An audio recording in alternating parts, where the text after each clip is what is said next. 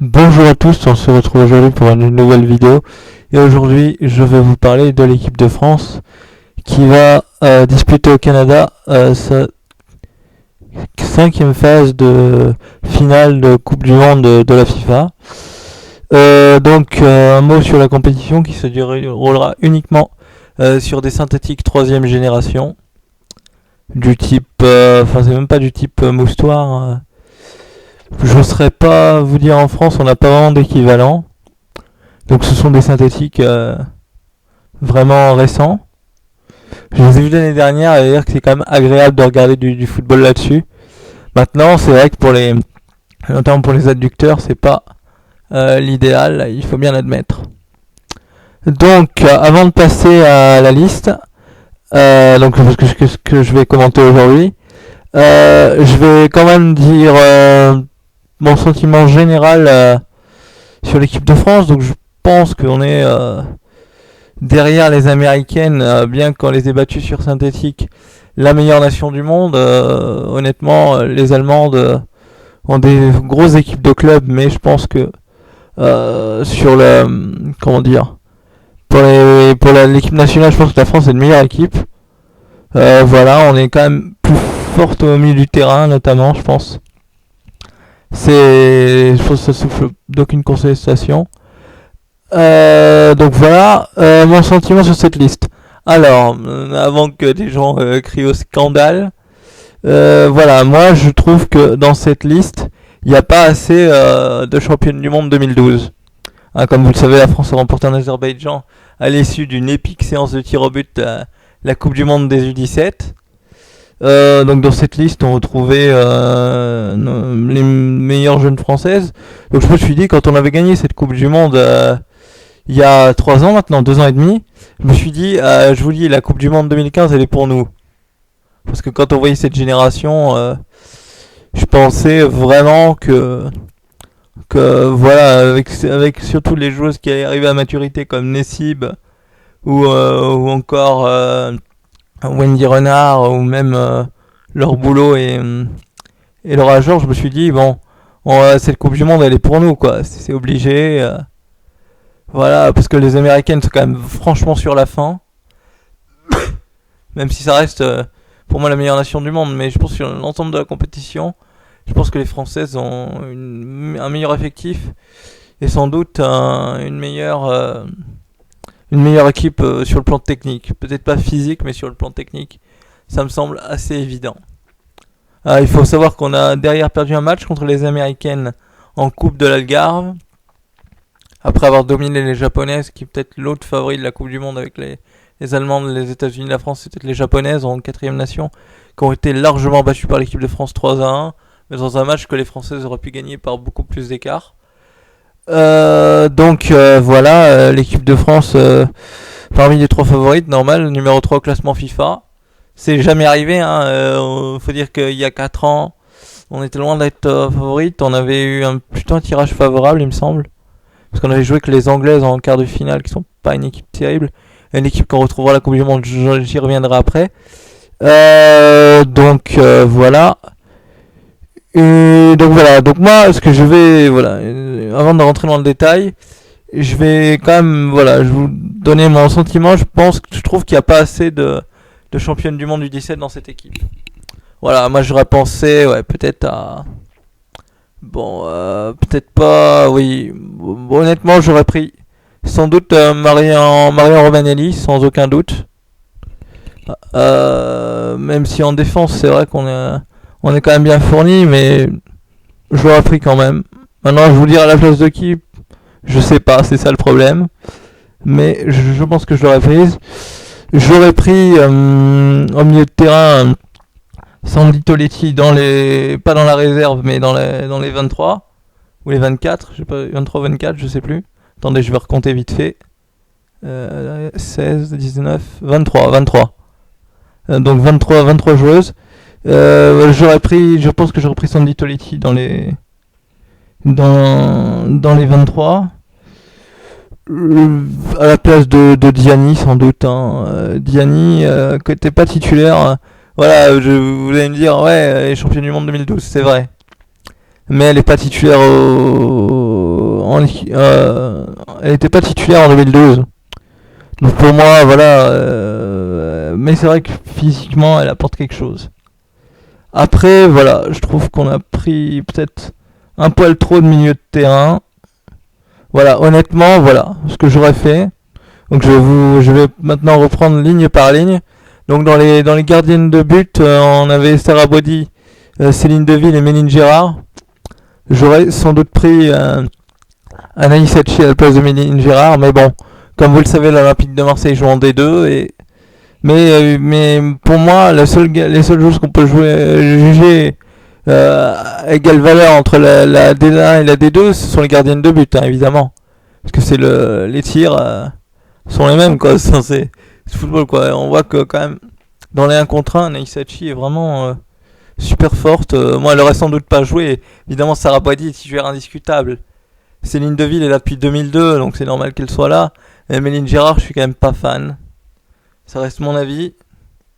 En défense, c'est du classique avec leur boulot. Anaïk Butel, Sabrina Delannoy, Laura Georges, Jessica Voira, Amel Majri, Gridjen Bock et Wendy Renard. Donc ça, pas grand chose à dire. Je suis pas fan de Jessica Voira, comme vous le savez, mais on n'a pas mieux. Donc voilà. Alors voilà, au milieu, c'est là où j'aurais pris une attaquante de plus et une milieu de moins. Maintenant, c'est, à mon avis, 4 attaquantes. Surtout que Gaëtan Tiné n'est pas vraiment une avant-centre de métier. Ça me semble peu. Maintenant, ça reste mon avis. Puis Eugénie Le Sommer, on va jouer avant-centre. Mais pour moi, c'est pas son poste non plus. Donc, d'avant-centre vraiment de métier, vraiment pur avant-centre, avec Marie-Laure Dely et Kelietou Liani. Mais donc voilà, moi ce que j'aurais fait, donc au milieu nous avons Camille Abili, Elise Boussaglia, Kenza Dali, Keïda Amraoui, Amandine Dari, Claire Lavogé, la seule championne du monde 2012 il me semble, avec Diani, c'est les deux seuls. Louisa Nessib évidemment et Elodie Thomis. Donc une équipe au milieu de terrain, le plus fort milieu de terrain sans aucun problème, hein. Avec Camille Abili, voilà, mais j'aurais pas pris Elise Bussaglia. Je pense qu'à la place d'Elise Bussaglia, j'aurais pris une attaquante de plus. Maintenant, vous dire qui, j'ai envie de vous dire Pauline Cousin, mais je sais très bien qu'elle joue en D2 et que c'est pas possible. Mais elle avait l'avantage d'avoir un pied gauche au niveau de son pied droit, ce qui n'est pas le cas des autres. On n'a pas de pure gauchère, hein, il me semble. Reprenez-moi dans les commentaires si j'ai une erreur, mais il me semble pas que Diani est peut-être gauchère, je sais pas. Je sais plus. Franchement, je la vois pas jouer souvent, donc j'en ai aucune idée, mais je suis sûr que Le Sommer est droitière. Tiné aussi, et Deli aussi. Donc voilà, manque de gauchère. Ça, c'est un problème quand même, hein. Voilà, Elodie Thomis est droitière, il me semble aussi. Parce que Elodie Thomis, pour moi, était une ailière droite et pas une milieu de terrain, hein, mais bon. Et à mon avis, elle devrait être titulaire. Elle n'est pas titulaire, ça non plus, je comprends pas. Qu'ils soient pas titulaires, mais bon. Mais je pense quand même qu'au milieu, avec Kenza Dali, Camille Billy et Keïda Amraoui, on est quand même au milieu, on est bien, quoi. Franchement, au milieu, on est bien. Même s'il est un peu trop offensif, notre milieu, sans doute. Mais au milieu, je pense qu'on a le meilleur milieu avec les Américaines, sans aucun doute. En sachant que, évidemment, Fatmir Alouchi est forfait. Donc au milieu, voilà pourquoi pour moi le milieu français passe devant le milieu allemand. Sans Fatmir Alouchi, ça me semble normal. Et après, voilà, c'est peut-être... Voilà, Marie-Laure Dely est pas titulaire, ce sera Eugénie Le Solaire qui jouera en pointe. Vous savez que j'aime pas les attaquants... J'aime pas... Par exemple, moi je joue avec Barcelone, j'aime pas Messi en pointe. Ben là c'est pareil, j'aime pas Eugénie Le Sommer en pointe parce que elle est dans l'incapacité, enfin c'est très dur pour elle de profiter des bons centres qu'on va distribuer avec son 1m61 forcément. Donc en attaque, je préfère une joueuse d'1m80 en avant-centre. Donc j'aurais préféré qu'on joue avec plutôt quasiment dire que Marie-Laure Dely doit jouer titulaire. Elle fait pas 1m80 il me semble, mais quand même un peu plus grande. Elle a un excellent jeu de tête. Je pense qu'on aurait dû en profiter. Puis elle a l'expérience et dans des compétitions comme ça c'est très important. Donc voilà, je suis arrivé au bout de cette liste. Dans les rangs de réservistes, on a ACI, Bilbo, Guérin, Aurélie Cassie, Le Bihan, Soyer et Marina Macanza qui remplaçait Sandy Toletti qui s'est blessée. Je ne connais personne dans les réservistes à part Aurélie Cassie et Marina Macanza et le Bihan aussi. Donc je ne saurais pas vous dire. Honnêtement, je suis pas la D1. Honnêtement, moi, football féminin, je regarde Marseille, l'équipe de France et le championnat américain. C'est tout. Donc le reste, je connais pas. La D1, le PSG, oui, Lyon, oui, mais alors les autres. Encore Lyon cette année, j'ai pas vu un match. Je ne regarde absolument pas la D1. Je regarde la Ligue des Champions, l'Olympique de Marseille, l'équipe de France et le championnat américain. Donc je peux dire que les Américaines, voilà, elles sont en pleine saison, elles. C'est peut-être un avantage. Je ne sais pas. Maintenant, les Françaises ont eu du temps pour préparer. C'est sans doute aussi pour ça que aucune joueuse de D2 n'a été prise en équipe de France. Pas par question de manque de niveau, parce que bon, Marseille a un statut un petit peu spécial, et en D2 avec une équipe de niveau D1, je l'ai déjà expliqué ça. Voilà, mais sans doute, déjà le championnat n'est pas terminé en D2, comme vous le savez, il se termine dimanche. Avec certains matchs qui servent à rien, mais un match qu'il faut jouer quand même. Voilà. Donc évidemment, si on peut pas rejoindre l'équipe de France, c'est un peu ballot, quoi. Donc oui, moi j'aurais pris Pauline Cousin juste parce que voilà, elle a un super pied gauche et qu'il y ait personne qui est gaucher en attaque, quoi. Ça me va pas du tout, ça. À noter quand même la grosse interrogation, moi. Ce qui va dépendre à mon avis du résultat de l'équipe de France, c'est que comme vous le savez, Louisa Nessib a eu, je crois, 2 mois et demi de blessure. Elle revient à peine là. Donc à mon avis, c'est la question pour savoir si la France peut aller chercher cette Coupe du Monde. Je le pense honnêtement parce que le synthétique favorisera le jeu français plus que le jeu américain ou plus que le jeu allemand. Ça sans aucun doute. À titre indicatif, mais je peux pas dire grand chose là-dessus. L'année dernière, l'équipe de France a fini 3ème de la Coupe du Monde du 19, disputée dans les mêmes conditions, mais il n'y a aucune joueuse, il me semble, à moins que je dise une bêtise, il y a peut-être Mbok, c'était la seule qui était dans, et peut-être Majri, même pas sûr, qui était, et Anaïk Butel, voilà, il y avait 3 défenseuses, il me semble, qui étaient les seules à jouer avec l'équipe de France U19.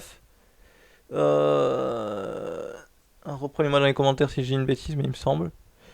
Voilà, l'équipe de France finit 3ème en perdant en demi contre l'Allemagne, mais après une séance de tir au but en quart. Je crois qu'il y a des prolongations dans cette catégorie d'âge en plus.